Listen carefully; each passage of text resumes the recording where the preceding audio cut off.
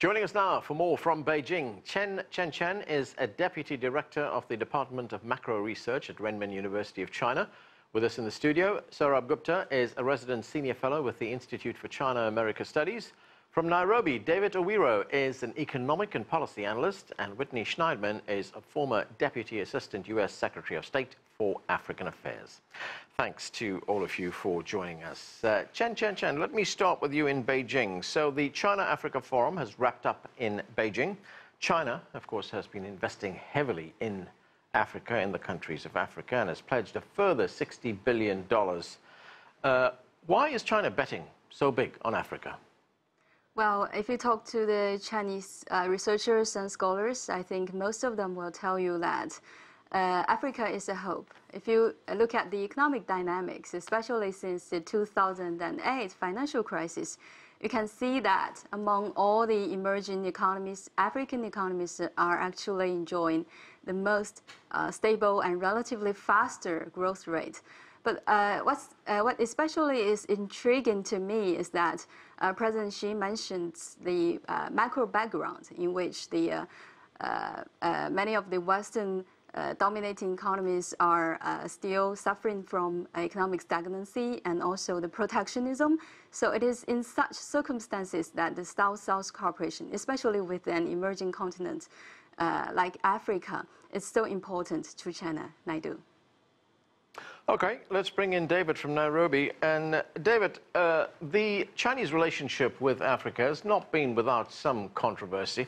In fact, at this forum, China's President Xi Jinping talked of what he called the 5 knots at the forum. Let's listen to what he had to say. China is determined to implement the 5 knots. To not interfere in countries in Africa exploring a development path which suits their own country's situation, to not interfere in the internal affairs of Africa, to not impose its will on Africa, to not attach any political strings when offering Africa support, and to not seek political expediency during investment and financing in Africa. So, David, there we heard President Xi talk about the relationship with Africa, but what do African nations make of this particular model of development cooperation? Thank you. African nations, of course, are very attracted to this model of development cooperation. And the reason is it provides such a shift away from the Western institutions of IMF and the World Bank of conditionalities for the kind of aid programs that they run in the continent. And so this policy of non-interference by China has been much welcome because they're able to get the required aid that they need and support towards the projects that they've earmarked for the continent. The second thing that is a remarkable attribute is Chinese development aid has come to the continent to meet the hardcore needs rather than the traditional Western focus around governance and soft issues. And so these investments from the Chinese partnership go towards infrastructure, which is a huge deficit on the continent, go towards developing e-commerce and advancing technologies on the continent. And so African economies, of course, have been very attracted to this. So, Whitney, there we heard the Chinese focus is very much on infrastructure development, trade and economic expansion. I was reading a paper that you co-wrote, and you pointed out that there are more than 10,000 Chinese companies operating in Africa involved in manufacturing. Right. Well, I think these are largely small companies.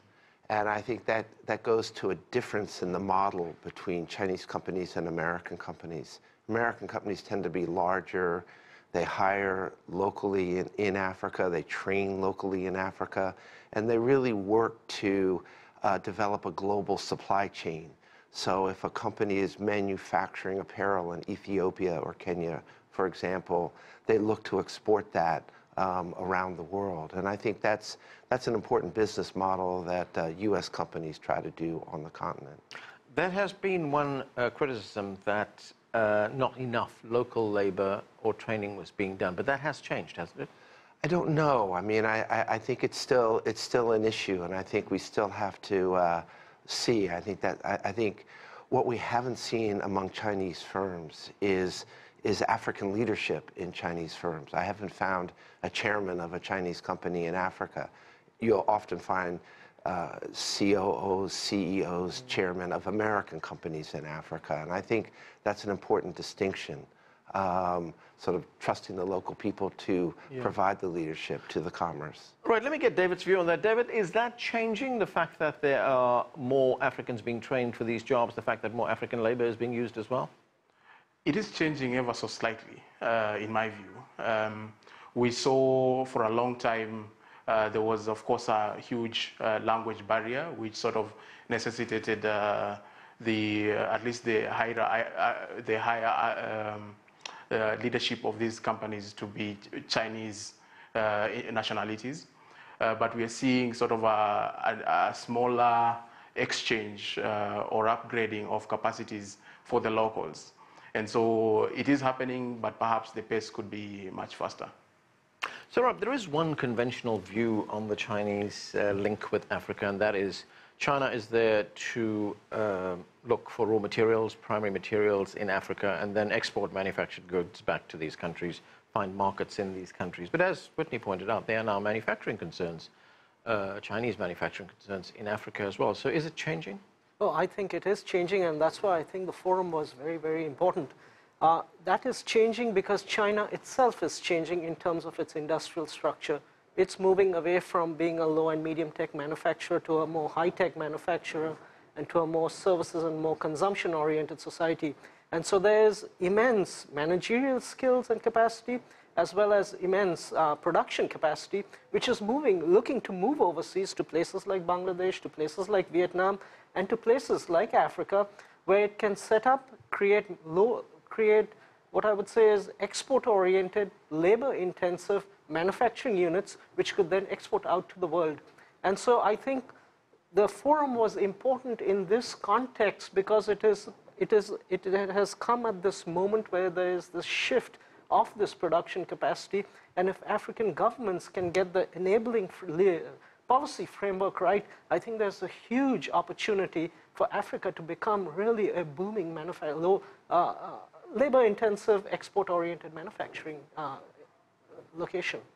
Chen Chenchen, what is your view on this this changing relationship between China and the countries of Africa? Well, I do think the continents of the Sino-African cooperation is much more than cooperation in merely the manufacturing industry. We have statistics showing that the local employment the increase in the local employment happens most in like transportation industry, agriculture industry, construction industry, and manufacturing industry. And just now you talk about the localization of management expertise. I think there's also at the software level the transfer of knowledge. I do think in the future it's going to change more. Previously, if you look at the past few decades of the Sino-African cooperation, the Chinese side often talk about the aids, technological aids, management aids to the local people. But in the future, I think it's going to be a more marketized approach. David, African leaders have also been working with China to reduce the trade deficit between individual African nations, of course, and China. And at this forum, South Africa's president, Cyril Ramaphosa, he addressed that particular issue, and this is what he had to say. Let's watch this. While we are pleased that China-Africa trade has increased exponentially and that China is Africa's #1 trading partner, we agreed to work hard to increase Africa's value-added exports to China. And we are particularly pleased that President Xi and the government of the People's Republic of China is quite open and they welcome this development. They would like to see real meaningful trade taking place between Africa and China through value-added goods. So, David, what efforts do you see being made to reduce this gap, this trade gap? Yeah, Certainly, the African Union itself has come up with a number of initiatives to not only increase this value-added trade within the continent, but also to bolster the connectedness of the economies within Africa. And this range from a partnership to develop infrastructure across the continent, where they seek to enhance the connectedness in terms of the transport infrastructure and so forth.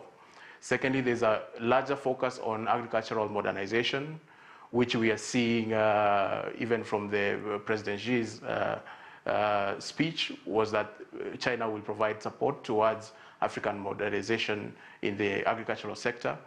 This is something, as you know, Africa is largely agricultural economy, and the opportunities that agro-processing offer would create employment opportunities and ultimately raise incomes for the population living in Africa.